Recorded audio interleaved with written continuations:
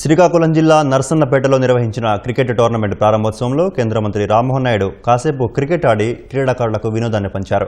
YMCA ఆధ్వర్యంలో day and night cricket tournament రాత్రంతా జరిగింది. ప్రధాని మోదీ, సీఎం చంద్రబాబు క్రీడలకు అధిక ప్రాధాన్యత ఇస్తున్నారని రామ్మోహన్ నాయుడు అన్నారు. క్రీడాకారుల ఉజ్వల భవిష్యత్తు కోసం జిల్లాలో పలు స్టేడియంలు నిర్మిస్తామన్నారు. ఒక ఆటో డ్రైవర్ కూతురు ఆమెకి ఎవరు కూడా ప్రోత్సహించట్లేదనంటే లోకేష్ అన్న గారు పిలిపించి ఆమెకి కావలసినటువంటి ఇన్ఫ్రాస్ట్రక్చర్, ఫైనాన్షియల్ సపోర్ట్ అన్ని కూడా చేసి ఆమెను ఈరోజు ఇంటర్నేషనల్ స్పోర్ట్స్ స్టార్ గా ఈరోజు తయారు చేశారు. అలాంటి వ్యక్తులు చాలా మంది ఉన్నారు. చాలా మందికి ఆ టాలెంట్ ఉంది.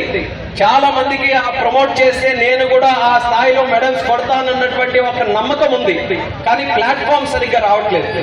ఆ ప్లాట్ఫామ్స్ ఇవ్వడానికి చంద్రబాబు నాయుడు గారి ఆధ్వర్యంలో కూటమి ప్రభుత్వం, పవన్ కళ్యాణ్ గారు, అలాగే నరేంద్ర మోదీ గారు అందరి సపోర్ట్ తో మళ్లీ స్పోర్ట్స్ కి మన ప్రభుత్వం పెద్దపీట వేయబోతుందని గర్వంగా ఈ సందర్భంగా తెలియజేస్తున్నాను. ఖేలో ఇండియా నుంచి పాత్రవలస లో ఒక సైట్ సెలెక్ట్ చేసి 14 crores తీసుకొని వచ్చి బ్రహ్మాండమైన ఇండోర్ స్టేడియం శ్రీకాకుళంలో కూడా నిర్మించడానికి చేస్తున్నాం. క్రీడల్లో ఎవరికైనా కాస్త టాలెంట్ ఉంటే మాత్రం కొంచెం ఎంకరేజ్ చేయండి. తల్లిదండ్రులు కూడా నేను చెప్పదలుచుకున్నాను. లేకపోతే మనకి సానియా మిర్జాలు, సైనా నెహ్వాల్, అలాగే సింధులు, సచిన్ టెండూల్కర్ వీళ్ళందరూ ఊరికే అయిపోరు. చిన్నప్పటి నుంచి ఆ స్పోర్ట్ మీద వాళ్ళ ఆసక్తితో ప్రాక్టీస్ చేస్తే ఆ స్థాయికి వెళ్ళిన వరకు చేశారు.